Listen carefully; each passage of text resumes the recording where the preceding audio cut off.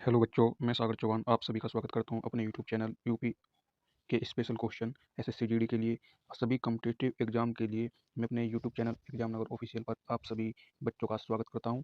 तो बच्चों, आज के क्वेश्चन है कुछ शानदार तरीके के रेशो एंड प्रोपोर्शन के, ठीक है, जिसे हिंदी में अनुपात और समानुपात कहते हैं। तो पहला क्वेश्चन देखिए यहाँ पर, यह एक्स बाई वाई और वाई अपॉन जेड के वर्गों का मध्यानुपात आपसे पूछा गया है, ठीक है। ये क्वेश्चन एसएससी जीडी 1 फरवरी 2023 की पहली शिफ्ट में पूछा गया है। तो ये क्वेश्चन हम करते हैं। यहाँ पर देखिए, पहले मैं इससे पहले आपको बता दूं कि जो मध्य अनुपात होता है उसका फॉर्मूला क्या होता है।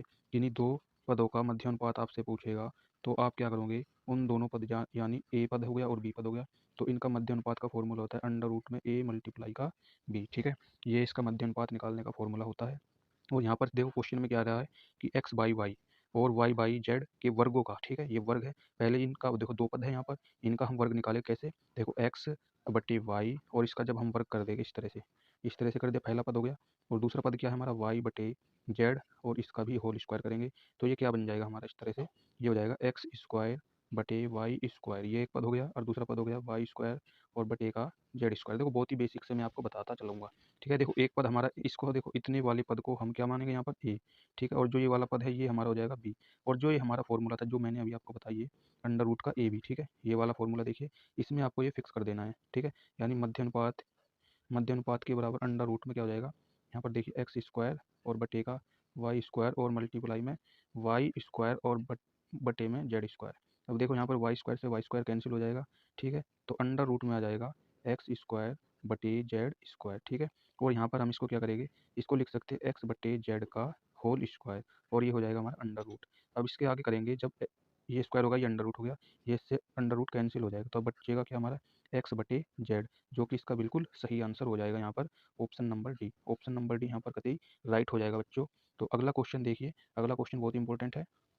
देखिए यहाँ पर ये अजीबोगरीब संख्या दी गई है, ये देखो जीडी में भी क्वेश्चन पूछा गया है यहाँ पर 9 फरवरी को और 2023 में, और इसकी चौथी शिफ्ट में ये क्वेश्चन आपसे पूछा गया है। तो क्वेश्चन देखिए यहाँ पर ए स्क्वायर बी और 3ab का तृतीय समानुपात, ठीक है। तृतीय समानुपात क्या हो जाएगा, थर्ड प्रोपोर्शन आपसे पूछ लिया गया है। तो दोस्तों तीसरा समानुपात जो थर्ड प्रोपोर्शन है इसका फॉर्मूला क्या होता है, इसमें देखो तीन पद होते हैं दोस्तों, ठीक है। या दो पद हो गए तो आपसे चौथा पद पूछ लेगा यदि तीन पद दी हो, और दो पद हो गए, देखो इसका फॉर्मूला होता है यहाँ पर थर्ड प्रोपोर्शन का, ठीक है। थर्ड थर्ड प्रोपोर्शन का क्या फॉर्मूला हो जाएगा यहाँ पर जैसे ए एक ये पद हो गया ए और दूसरा पद हो गया बी, तो इसका फॉर्मूला हो जाएगा यहाँ पर बी स्क्वायर, ठीक है, बी स्क्वायर बटे में ए हो जाएगा आपका। इसमें हमें ये रखना है, इस फॉर्मूले में कैसे रखोगे ये मैं आप सभी को बता दूंगा, ठीक है। कैसे रखना है ये सब मैं आपको बताऊं। यहाँ पर देखिए आपका पहला पद, यहाँ पर हम बड़ा सा ए मान लेंगे और एक बड़ा सा बी, ये आपके दो पद हो गए, ठीक है। यहाँ पर ये पहला पद क्या दे रखा है हमें, ए स्क्वायर और बी, ठीक है। और दूसरा पद दे रखा है हमें 3ab। अब आपको करना क्या, थर्ड प्रोपोर्शन आपसे पूछा है, ठीक है। हम इसको शॉर्ट फॉर्म में लिख लेंगे यहाँ पर थर्ड प्रोपोर्शन। इसके बराबर आपको क्या लिखना है, बी स्क्वायर, ये बताया था मैंने आपको, ठीक है। ये तो हो गया आपका फॉर्मूला। अब यहाँ पर बी स्क्वायर की वैल्यू की स्थान पर क्या करोगे, 3ab, इसका होल स्क्वायर करना है जब यहाँ पर बी स्क्वायर है, ठीक है, इस तरह से। कभी भी आप भूलोगे नहीं ये छोटी छोटी बारीक सी चीज़, ये हो जाएगा ए स्क्वायर बी, ठीक है, ऐसा ही रहने दो इसको। इसका जब स्क्वायर करेंगे तो क्या हो जाएगा 9a² बी² बटे ए स्क्वायर बी। ए स्क्वायर से ए स्क्वायर यहाँ पर कैंसिल हो जाएगा और बी से एक बी कैंसिल हो जाएगा, तो आपका बचेगा क्या 9b। 9b option B right हो जाएगा। यहाँ पर देखिए क्वेश्चन ध्यान से पढ़िए, ये पूछा गया है एसएससी जीडी 23 जनवरी जो सेकंड शिफ्ट में। तो क्वेश्चन है देखिए, 615 सिक्कों में 1 रुपया 50 पैसे और 25 पैसे के सिक्के शामिल है, ठीक है। उनके मूल्य इस तरह से दिए गए हैं 3:5:7 के रेशो में। 50 पैसे के सिक्कों की संख्या आपसे पूछ ली गई है। तो कैसे करना है, देखिए बहुत ही आसानी से मैं आपको बताऊंगा। यहाँ पर देखिए आपको लिखना 1 रुपया, 1 रुपया हो गया ये, और ये हो गया आपका 50 पैसे का सिक्का, 50 पैसे का सिक्का और 25 पैसे का सिक्का, ठीक है। और इनका रेशो क्या दे रखा है, 3:5:7, ठीक है। आपको जब सिक्कों की संख्या पूछे, सिक्कों की सिक्कों की संख्या पूछे, सिक्कों की संख्या, तो आपको क्या करना है यहाँ पर, देखो जब ये जो रेशो दिया है सिक्कों की, उनके मूल्यों का रेशो दे रखा है, ठीक है।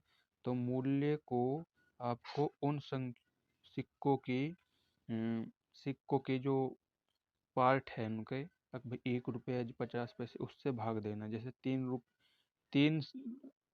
रुपये के जो सिक्के हैं वो कितने हैं, ठीक है, कितने हैं वे, एक सिक्का है। और यहाँ पर देखिए 5 रुपये के जो सिक्के हैं उनकी जो संख्या हो जाएगी 50 पैसे वाली, ठीक है, 50 पैसे वाली हो गई। यहाँ पर देखो ये यहाँ पर रुपये हो गया, ये हो गया रुपये, और ये हो जाएगा यहाँ पर, इनका रेशो इस तरह से आप निकाल लीजिए। और ये हो जाएगा यहाँ पर, जैसे यहाँ पर 7 रेशो दे रखा है, ठीक है, 7 रेशो इसका है, ये 7 रेशो यहाँ पर मूल्य का।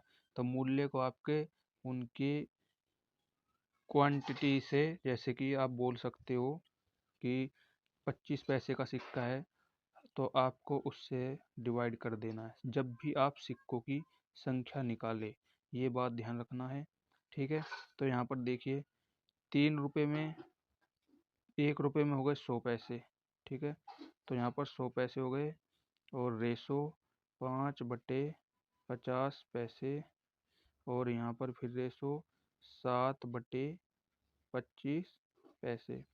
अब देखिए आपको इनको रुपए में कन्वर्ट करना है।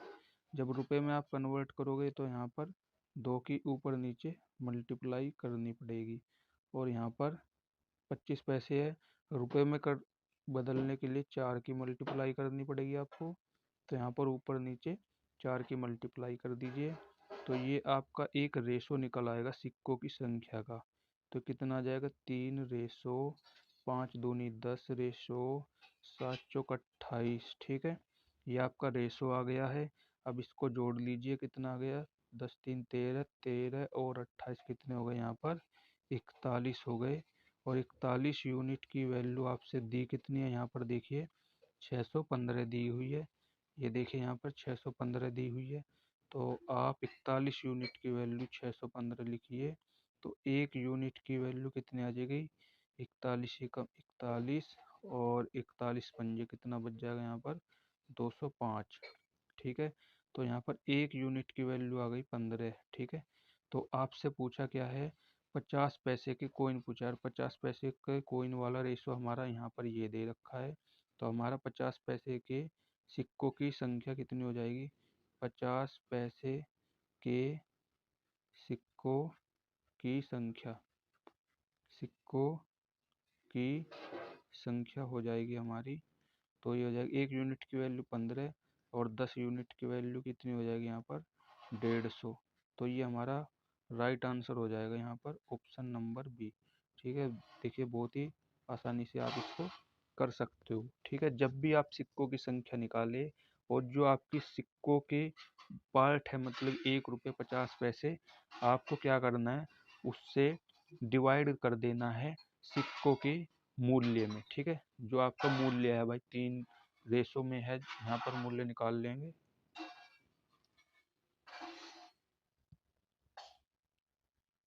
अगला क्वेश्चन है मेरे दोस्तों, देखिए यहाँ पर ये क्वेश्चन भी आपका एग्जाम में पूछा गया है। देखिए क्वेश्चन ध्यान से देखिए, यहाँ पर एसएससी जीडी में ये क्वेश्चन आपसे पूछ लिया गया है, और ये 11 जनवरी की पहली शिफ्ट में ही ये क्वेश्चन पूछ लिया गया है। देखो बहुत ही आसानी से आपको इसको करना है। यहाँ पर देखिए ए और प्लस के बी बराबर दे रखा है 25, और ए माइनस बी बराबर दे रखा है आपको 7, ठीक है। जब भी आपको ए की वैल्यू निकालनी है तो क्या करना है, तो दोनों को आपको जोड़ना है, ठीक है। दोनों को जोड़ोगे तो ये हो जाएगा 32, और 2 से कर देना है डिवाइड, तो ए की वैल्यू निकल के आ जाएगी 16। और बी की जब वैल्यू निकालनी हो तो दोनों को घटाएंगे, 25 में से 7 जाएंगे तो 18 बचेगा, और इसको जब 2 से डिवाइड करेंगे तो ये 9 आ जाएगा।